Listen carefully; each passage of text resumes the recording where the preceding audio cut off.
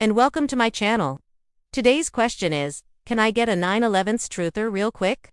On September 2001, 19 militants associated with the Islamic extremist group Al-Qaeda hijacked four airplanes. 2 planes were flown into the Twin Towers of the World Trade Center in New York City. 1 plane was flown into the Pentagon just outside of Washington, D.C., and the 4th plane crashed in a field in Shanksville, Pennsylvania. Nearly 3,000 people were killed across the 3 locations, making this attack the deadliest in human history. In the aftermath of this horrific attack, President George W. Bush declared a global war on terror, which has seen the U.S. invade and occupy 2 countries, take out numerous terrorist leaders, and result in thousands more deaths. But what really happened on that fateful day? Let's find out. The first attack of the morning occurred at 8:46 a.m. Eastern Time when American Airlines Flight 11, traveling from Boston to Los Angeles, crashed into the North Tower of the World Trade Center in New York City. At the time, the plane was flying at an altitude of 3,375 feet and a speed of 413 knots. Flight 11 had 92 people on board, including 8 flight attendants and 11 crew members. The impact of the collision caused the floors above the 93rd to collapse and caused significant damage below the 86th floor. This led some news outlets at the time to report that the top 13 floors of the building had been destroyed. It wasn't long before black smoke poured out of the building and images of the smoke billowing out of the tower were broadcast worldwide. Images like these are hard to believe today, but they make up the reality of what occurred back then. At 8:50 a.m., or just 4 minutes after the initial impact, the FAA issued a ground stop for all departures out of Boston S. Logan International Airport, the same airport where the plane that had struck the North Tower had taken off from. Also, at this time, it was widely reported by the media that a small plane had struck the North Tower of the World Trade Center. It wasn't until 8:59 a.m. that United Airlines Flight 175, the second plane to be involved in the attacks, smashed into the South Tower of the World Trade Center. At the time, the plane was flying at 3,109 feet and a speed of 443 knots. Flight 175 also had 92 people on board, including 8 flight attendants and 11 crew members. And it would appear that both towers of the World Trade Center had been struck. At this point, footage was being broadcast around the world showing a second plane plowing into the South Tower of the World Trade Center. The impact caused significant damage between the 77th and 85th floors, and it became clear that the South Tower had been hit hard as well. So with 2 planes crashing into the World Trade Center and the 3rd plane having gone down in the countryside of Pennsylvania, what was happening in Washington, D.C.? Well, at 9:03 a.m., American Airlines Flight 77 crashed into the Pentagon. The plane had been traveling from Washington, D.C., to Los Angeles and had 64 people on board, including 5 crew members. At the time of the impact, the plane was flying at an altitude of 244 feet and a speed of 343 knots.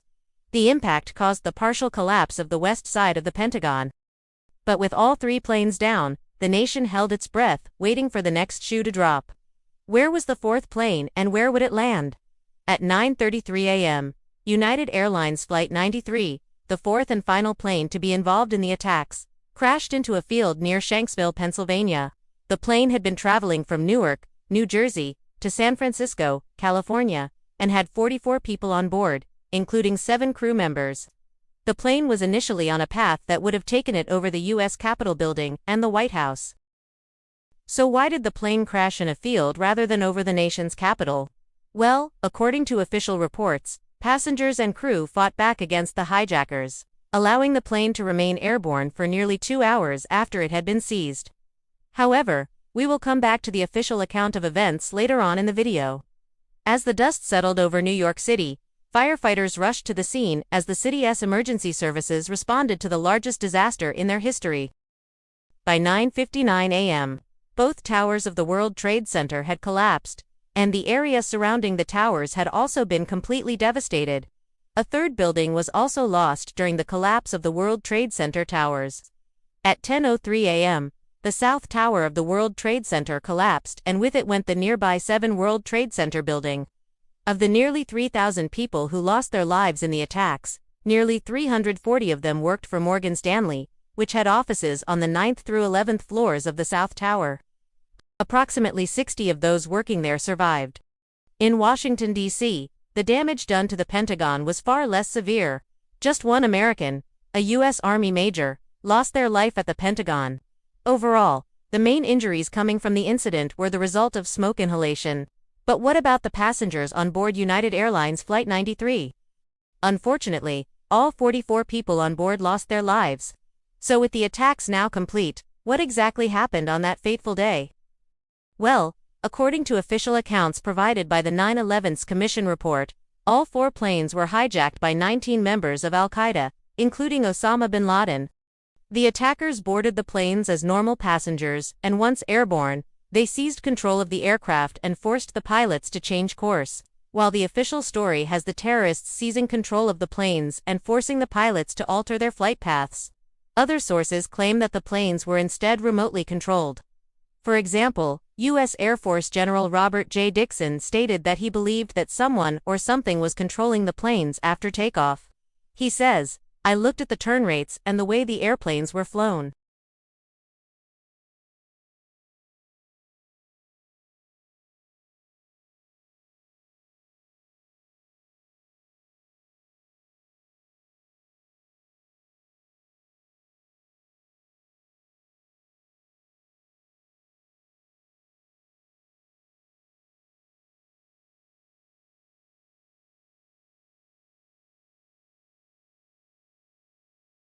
As for the 4th plane, its intended target was either the Capitol building or the White House.